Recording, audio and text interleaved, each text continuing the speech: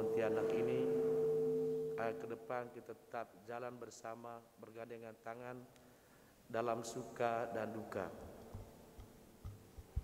Kiranya juga ajakan Santo Paulus dalam bacaan pertama hari ini mengingatkan kita bahwa kalau kita mempunyai pengalaman yang kurang berkenan selama 6 bulan yang lalu, kehadiran dan kebersamaan kita adalah untuk saling meneguhkan, untuk saling memberikan kekuatan dan juga penghiburan. Dan juga yang kedua, dengan kebersamaan kita, mari kita juga dengan penuh semangat untuk melayani Tuhan dan sesama di hari-hari yang akan datang. Dan kita menyadari sebagai mereka yang sebagai gembala-gembala, tak luput kita jatuh dalam kekurangan, dosa dan kelalaian kita. Maka di hadapan Tuhan pula secara bersama sebagai gembala-gembala, kita mohon ampun kepada Gembala Agung Yesus untuk kelalaian dan kesalahan kita. Dan kita mohon juga penyertaannya untuk kita supaya ke depan kita seperti menyerupai Dia. Kita awali peran suci ini dengan mengakui dosa dan salah kita pada Tuhan dan kita mohon ampun.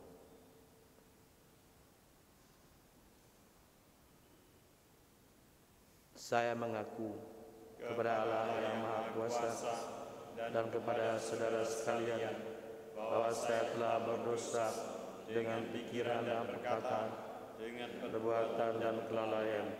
Saya berdosa, saya sungguh berdosa.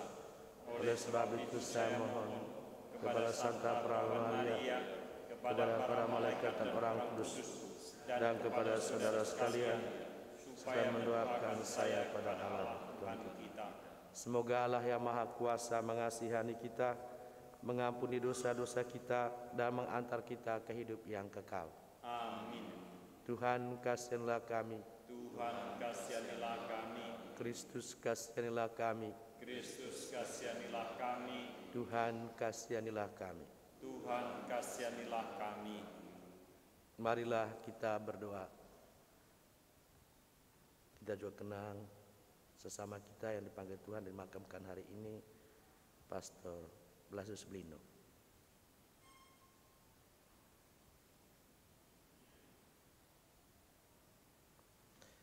Allah Bapa penguasa waktu, Engkau memberikan kesempatan kepada kami menjalani kehidupan sambil menantikan saat kedatangan-Mu. Bantulah kami memanfaatkan kesempatan itu dengan tabah, melakukan karya baik, apapun tantangan yang kami hadapi. Dengan pengantaran Tuhan kami, Yesus Kristus Putra-Mu, yang hidup dan berkuasa bersama Dikau dalam persatuan Roh Kudus, Allah sepanjang segala masa. Amin.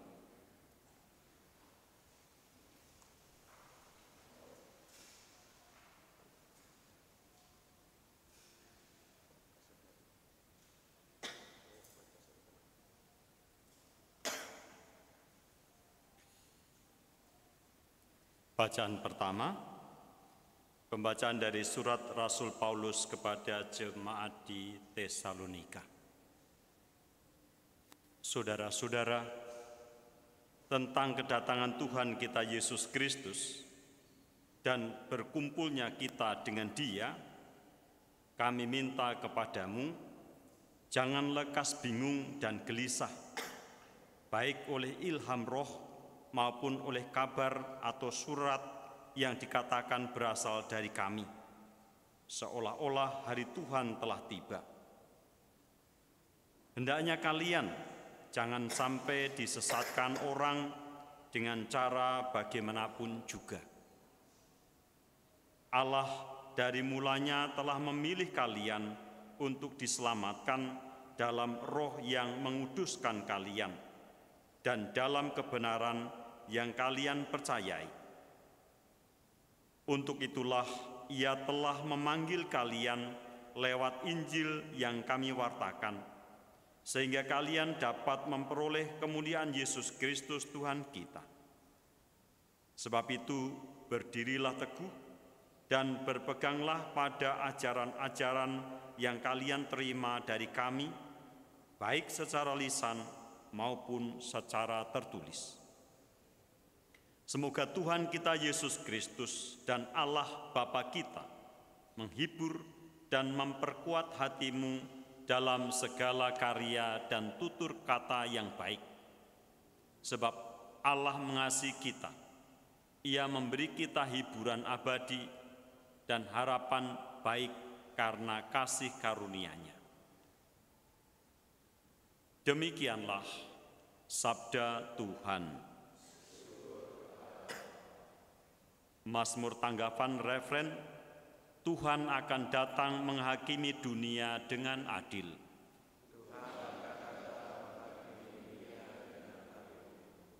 Katakanlah di antara bangsa-bangsa, Tuhan itu Raja. Dunia ditegakkannya tidak akan goyah. Ia akan mengadili bangsa-bangsa dalam kebenaran. Tuhan akan datang menghakimi dunia dengan adil. Biarlah langit bersukacita dan bumi bersorak-sorai. Biarlah gemuruhlah laut serta segala isinya. Biarlah beria-ria padang dan segala yang ada di atasnya, dan segala pohon di hutan bersorak-sorai. Tuhan akan datang menghakimi dunia dengan adil. Biarlah mereka bersukacita di hadapan Tuhan, sebab Ia datang untuk menghakimi bumi. Ia akan menghakimi dunia dengan keadilan dan bangsa-bangsa dengan kesetiaan. Tuhan akan datang menghakimi dunia dengan adil. Haleluya, haleluya, haleluya, haleluya, haleluya, haleluya.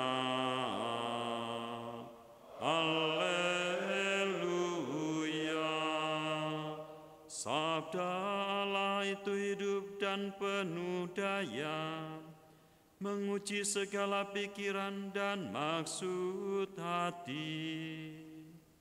Haleluya, haleluya, haleluya. Tuhan bersamamu. Inilah Injil suci menurut Matius. Pada waktu itu Yesus bersabda, "Celakalah kalian, hai ahli-ahli Taurat dan orang-orang Farisi, hai kalian orang munafik, sebab 1/10 dari selasi, adas manis dan jintan kalian bayar, tetapi yang terpenting dalam hukum Taurat kalian abaikan, yaitu keadilan, belas kasih, dan kesetiaan. Yang satu harus dilakukan, tetapi yang lain jangan diabaikan. Hai kalian pemimpin-pemimpin buta, nyamuk kalian tepiskan dari minumanmu, tetapi unta di dalamnya kalian telan. Celakalah kalian, hai ahli-ahli Taurat dan orang-orang Farisi, hai kalian orang-orang munafik, sebab cawan dan pinggan kalian bersihkan sebelah luarnya, tetapi sebelah dalamnya penuh rampasan dan kerakusan. Hai orang-orang Farisi yang buta, bersihkanlah dahulu sebelah dalam cawan itu, maka sebelah luarnya juga akan bersih." Demikianlah sabda Tuhan.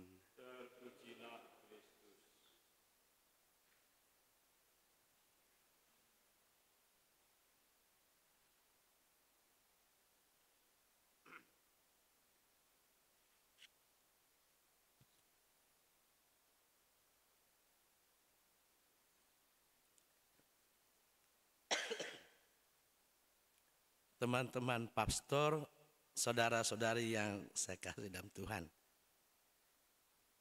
Saya beri judul untuk pesan berikut ini adalah, mungkinkah kata-kata Yesus ini juga ditujukan kepada kita?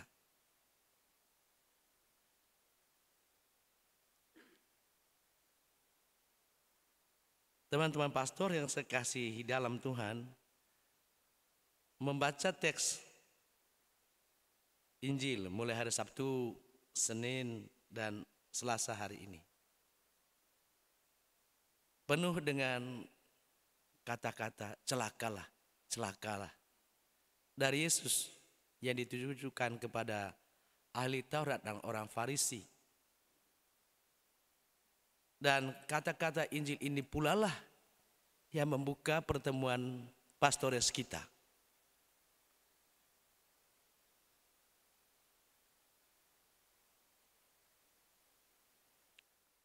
Hukum Musa memerintahkan memberikan bagian 1/10 dari hasil bumi. Persepuluhan. Orang-orang Farisi menerapkannya berlebih-lebihan. Juga pada tumbuhan yang paling kecil. Selasih, adas manis, dan jintan. Atau dalam Injil Lukas ditambahkan ingu dan segala jenis sayuran. Tumbuhan-tumbuhan ini dipakai sebagai bumbu.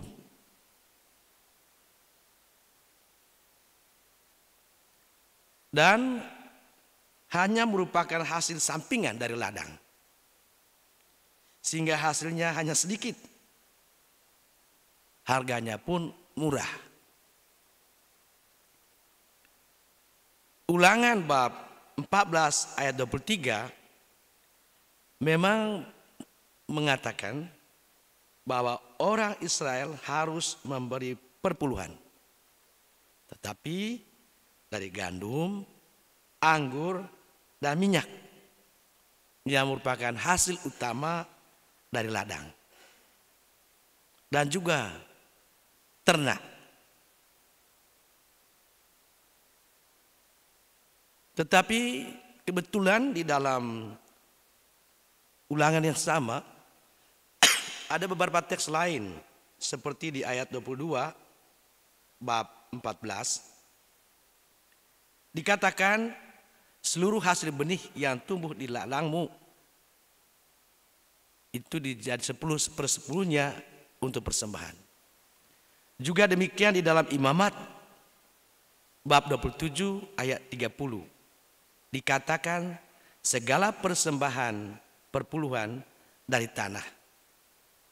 Maka akhirnya ahli Taurat dan orang Farisi beranggapan bahwa dari tanaman selasi, adas manis, jintan, inggu dan sebagainya, sekalipun hasilnya sangat sedikit, juga harus berikan perpuluhan.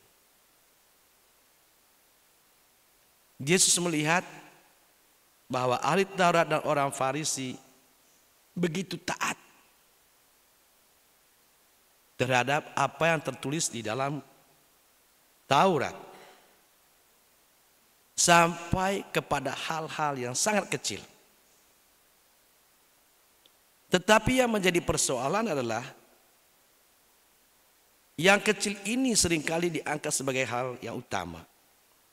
Sehingga Yesus katakan, tetapi kalian mengabaikan hal-hal yang terpenting dalam Taurat. Dan ternyata ini hal yang terpenting dalam Taurat. Keadilan, belas kasihan, dan kesetiaan.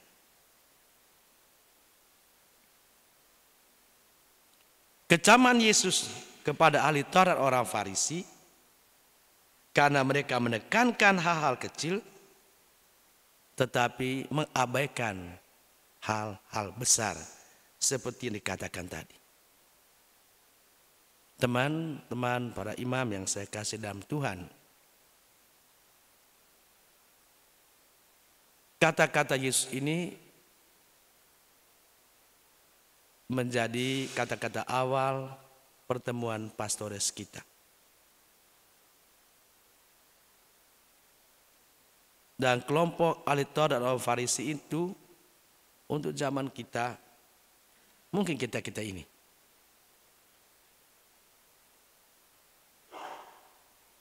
Maka menjadi tantangan dan pertanyaan bagi kita. Apakah kita menekankan hal-hal kecil dan mengabaikan hal-hal besar? Jika ini yang kita lakukan, kita dengar kecaman Yesus tadi, celakalah. Tetapi semoga kita tidak termasuk di situ. Dan kalau kita selama ini seperti itu di dalam keadaan pelayanan, mungkin kata-kata Yesus ini membantu kita untuk selama pertemuan kita merenovasi diri, memperbaiki diri kita, supaya kelebaran ke depan jangan lupa menekankan, melakukan hal yang adil dan belas kasih dan juga setia. Adil terhadap umat, belas kasih terhadap umat, dan juga setia kepada umat. Dan tentu sikap seperti itu karena kita berangkat karena kita mengasihi dan mencintai Allah, dan kita sungguh-sungguh mengasihi dan mencintai Tuhan.